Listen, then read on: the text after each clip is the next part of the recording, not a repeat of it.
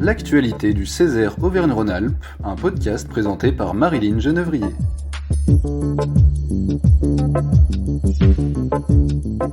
Bonjour et bienvenue dans le podcast du Césaire. Le Césaire, Conseil économique, social et environnemental, ce sont 190 conseillers de notre région. Ils sont issus de la société civile organisée, ils se réunissent et travaillent pour éclairer les élus du Conseil régional sur les enjeux et les conséquences des politiques qu'ils et elles ont à voter. Le Césaire se questionne, auditionne et rend son analyse et ses recommandations à la région. Les métaux rares, c'est le sujet que nous abordons aujourd'hui. Les métaux rares, on les trouve, et c'est paradoxal, un peu partout dans nos vies. Dans le smartphone, l'ordinateur, les panneaux photovoltaïques, l'hydrogène, les piles et surtout les batteries. Un enjeu de taille se présente à nous, confirmé par la crise sanitaire que nous connaissons, qui nous contraint à réduire nos échanges internationaux. Comment limiter notre dépendance régionale à cette matière première produite très peu en Auvergne-Rhône-Alpes, beaucoup en Chine, devenue essentielle et presque même vitale quand on pense à des composants dans le secteur médical par exemple. Après 6 mois de travail, de recherche et d'audition, le Césaire a donc rendu son avis en juillet dernier, un dossier de 44 pages intitulé « Métaux rares pour une approche régionale disruptive face à un défi mondial ». C'est un dossier documenté que vous pouvez consulter en ligne sur le site du Césaire, comme tous les travaux des commissions d'ailleurs. En conclusion de ce dossier, quelques pistes sont proposées pour limiter notre dépendance régionale. Pour en parler, nous avons rencontré Éric Le Jaouen, président de la commission Activité économique, emploi et innovation en charge de ce travail du Césaire sur les métaux rares. Éric Le Jaouen, bonjour. Pourquoi s'inquiéter de notre dépendance aux métaux rares aujourd'hui ?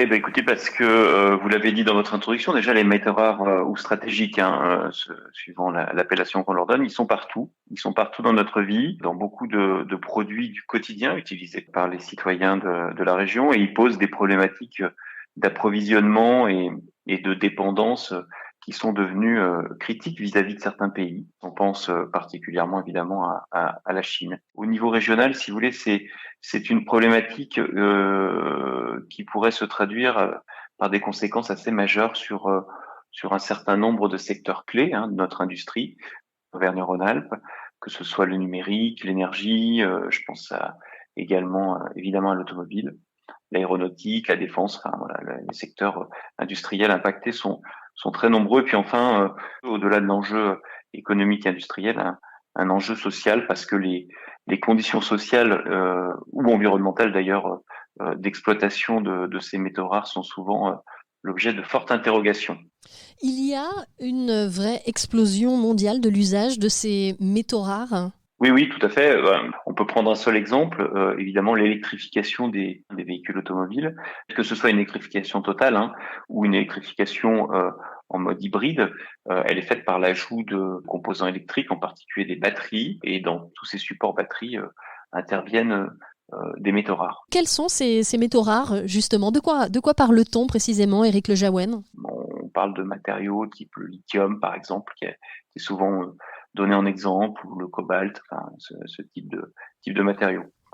Et j'ai vu d'ailleurs dans un rapport que la consommation de cobalt, on parlait tout à l'heure de l'explosion mondiale de l'usage, la consommation de cobalt en 2030 sera 47 fois supérieure à celle de 2017. Alors ce qui est paradoxal quand même, c'est que ces métaux rares sont nés de notre émancipation des énergies fossiles.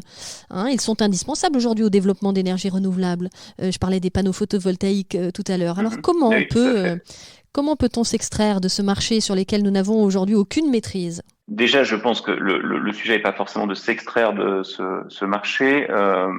C'est un marché nouveau sur lequel, en fait, la France et la région Auvergne-Rhône-Alpes a également des atouts. Nous, on a fait un certain nombre de propositions pour, en tout cas, que l'économie de notre région ne soit pas laissée à la marge de ce marché nouveau. Quelles sont-elles, ces propositions ? Est-ce que vous pouvez nous les lister ? Il y en a plusieurs. Il y a 4 pistes qui avaient été identifiées. La première piste, c'est évidemment l'innovation, c'est-à-dire notre capacité à accompagner et à renforcer l'action d'organismes de recherche et développement.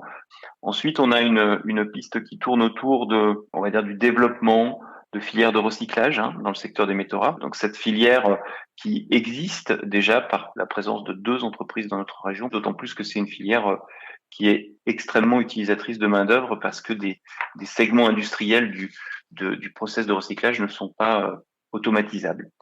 La troisième piste, c'est évidemment plutôt de favoriser un mix en matière de stockage de l'énergie par la promotion, on va dire, d'un certain nombre de solutions techniques peu consommatrices de métaux rares pour éviter en fait la dépendance demain aux tout-batteries. On en parlait pour l'automobile, mais ça va être vrai également sans doute pour l'habitation. Et puis enfin, la dernière piste envisagée par le Césaire Auvergne-Rhône-Alpes est une piste qui, elle, est plus complexe, on va dire, puisque c'est une piste qui tourne autour de l'extraction. Sur notre territoire, en Auvergne-Rhône-Alpes, on est un vieux territoire minier dans lequel l'exploitation minière était une industrie forte dans un certain nombre de territoires de notre région. Donc nous, on souhaite rouvrir, on va dire, ou renouveler le débat citoyen autour de ces questions, en s'appuyant sur des réflexions nationales que le CESE a préconisé, ne serait-ce que la mise à jour de l'inventaire minier. Passer à côté de la question et du débat que doit engendrer cette question nous semble dommage. Merci Éric Lejaouen. Pour faire le tour du sujet, comprendre les leviers qui pourraient nous permettre de réduire notre consommation de lithium, de cuivre ou d'autres métaux rares, le Césaire a auditionné des entreprises de la filière recyclage et des chercheurs en innovation. C'est le cas d'Étienne Bouillet, chercheur au LITEN, le laboratoire d'innovation du centre de recherche grenoblois, le CEA, Commissariat à l'énergie atomique et aux énergies alternatives. Étienne Bouillet, bonjour. Vous avez été auditionné par le Césaire en qualité de chargé d'affaires européenne sur la problématique des métaux pour l'énergie. Les métaux rares en font partie. Pouvez-vous nous donner quelques exemples de recherches mises en œuvre par le laboratoire du CEA, des recherches qui répondent à cet enjeu de la réduction de notre dépendance régionale aux métaux rares? En effet, le LITEN s'intéresse depuis une quinzaine d'années à cette problématique des métaux rares, pour la simple et bonne raison que toutes ces nouvelles technologies pour l'énergie sont globalement gourmandes en ces métaux rares. De quoi parle-t-on? Donc, on parle typiquement des batteries. J'évoque aussi le photovoltaïque. Il y a aussi, et ça c'est important, la filière hydrogène. Donc, que fait l'ITEN en fait pour essayer de travailler sur cette réduction de notre dépendance? Eh bien concrètement, il travaille sur la conception, essayer de concevoir tous ces systèmes ou ces composants pour qu'ils contiennent le moins possible de ces métaux rares.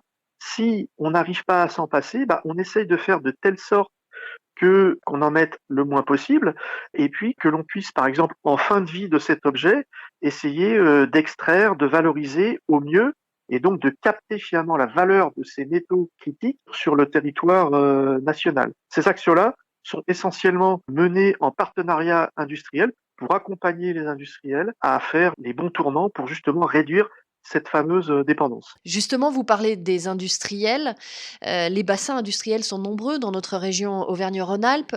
Prendre à bras le corps cette question de la dépendance aux métaux rares, c'est une manière de consolider ou d'accompagner une nouvelle filière d'excellence au niveau régional ? Je dirais plutôt qu'une filière, c'est de rayonner au travers de toutes les filières d'excellence industrielle qu'on peut trouver. Tout à l'heure, j'évoquais l'hydrogène. Il se trouve qu'on a une petite société qui s'appelle Symbio, qui a pour vocation de fabriquer ce qu'on appelle des piles à combustible ou des piles à hydrogène. Elle a un site à Chambéry, elle a un site à Grenoble, elle va avoir un site industriel tout près de Lyon. Cette entité est soutenu par des gros industriels, un soutien via des investissements à la fois de Michelin et de Forestia.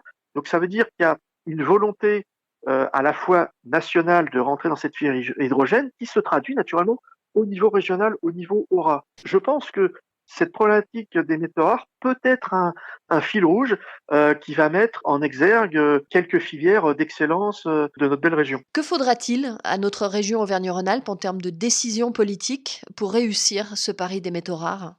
Les autorités de la région doivent être extrêmement vigilantes sur toutes les initiatives qui peuvent apparaître ici et là dans la région pour essayer de les accompagner au mieux. Ça, je pense beaucoup à toutes ces startups qui existent et qui sont générées en région, hein. Il faut aussi une impulsion politique, hein, pour aider, soutenir toutes ces initiatives, connecter les chaînes de valeur, ça c'est important. Ce qu'on appelle la symbiose industrielle, hein. Je veux dire, le déchet d'un industriel A peut être un intrant de l'industriel B. Donc avoir des visions, développer des visions systémiques. Et ça, je pense que la région, les autorités régionales, toutes les entités liées à la recherche appliquée peuvent contribuer à cette tâche. Merci Étienne Bouillet. Dans son avis, le Césaire pointe également du doigt la nécessité de sensibiliser le public sur notre dépendance aux métaux rares. Pour parler de ce sujet, nous avons rencontré Aurélie Dessin, membre du bureau de la commission en tant que personnalité qualifiée environnement. Aurélie Dessin, bonjour. Pourquoi sensibiliser le public peut-il nous aider à limiter notre dépendance régionale ? La sensibilisation du public permet généralement de modifier certaines pratiques, à la fois des pratiques d'utilisation mais aussi des pratiques de consommation. Or, dans le sujet des métaux rares, ce qui pose problème aujourd'hui, c'est qu'on a une consommation de plus en plus importante de ces matériaux et le grand public a encore une méconnaissance des métaux rares. Même a priori, on peut penser, en parlant métaux rares, que ce sont des matières difficiles à trouver. En revanche, on s'aperçoit, pour ceux qui liront un petit peu la documentation du Césaire et du CESE, que ce sont surtout des matériaux qui sont difficiles à obtenir de façon géostratégique, plus que rares encore dans le sol, et surtout qu'ils sont difficiles à obtenir en termes d'extraction, parce qu'ils causent des pollutions extraordinaires et aussi ils causent des méfaits sur la condition humaine dans les pays dans lesquels il est exploité. Et une meilleure information peut aussi inciter à une meilleure consommation. Quels sont, selon vous, les leviers de cette sensibilisation ? L'économie circulaire tend à maîtriser les flux d'énergie et de matière à toutes les étapes du cycle de vie. Si on peut expliquer ce concept-là, déjà dès le plus jeune âge, on permet d'avoir des citoyens qui se construisent avec une vision de consommateur. Le terme de consommateur devient de plus en plus présent dans les réflexions. Si on peut expliquer de quelle manière un objet tout simple qui est de plus en plus accessible de plus en plus jeune, hein, comme le téléphone par exemple, de quelle manière cet objet est produit, de quelle manière il peut avoir une seconde vie, de quelle manière après sa construction permet ou ne permet pas que les éléments vraiment indispensables mais stratégiques puissent être recyclés ou non, ça permet à la population d'avoir un regard sur la façon dont elle consomme, un regard aussi sur la façon dont elle peut agir dans ses choix de tous les jours pour une consommation plus responsable. En sensibilisant aussi toutes les franges de la population à la réparation, on s'aperçoit que peut-être elles seront aussi plus sensibles à la façon dont elles se défont d'un article qui ne fonctionne plus. Comment, Aurélie Dessin, les élus de la région pourraient-ils contribuer à cette sensibilisation ? Comment les administrations, en fait, peuvent-elles agir ? Dans la commande publique, il y a un dispositif qui s'appelle administration exemplaire, peut contribuer à déployer aussi une économie circulaire et un mode d'acquisition de matériel, ou même dans les marchés publics, qui pourrait intégrer cette notion d'économie circulaire et de matériel qui est éco-conçu. Merci Aurélie Dessin. Les métaux rares, métaux stratégiques, sont un enjeu majeur, vous l'avez compris, dans les transitions numériques, écologiques et énergétiques qui se mettent en œuvre. Ceux-ci font l'objet d'une répartition inégale d'un point de vue géopolitique et les risques de dépendance sont importants à l'échelle régionale, nationale et européenne. Le Césaire invite la collectivité régionale à se saisir de ce sujet et à s'appuyer sur les atouts du territoire pour agir dans ce domaine dans une approche prospective. C'est le sens des recommandations qu'il propose.